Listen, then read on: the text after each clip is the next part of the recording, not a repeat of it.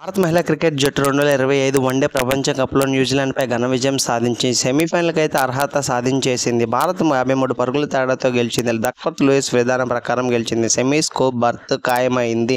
మొదట బ్యాటింగ్ చేసిన భారత్ 48 ఓవర్లలో 3 వికెట్లు కోల్పోయి 340 పరుగులు భారీ స్కోరు చేసింది. వర్షం కారణంగా న్యూజిలాండ్కు లక్ష్యం 44 ఓవర్లలో 325 పరుగులుగా మార్చారు. న్యూజిలాండ్ 44 ఓవర్లలో 8 వికెట్లు కోల్పోయి 271 పరుగులు చేసింది. ఓపెనర్లు స్మృతి మందన 109, 10 ఫోర్లు, 4 సిక్స్లు మరియు ప్రతీక రావల్ 134, 13 ఫోర్లు, 2 సిక్స్లు అద్భుత శతకాలు చెలరేగారు.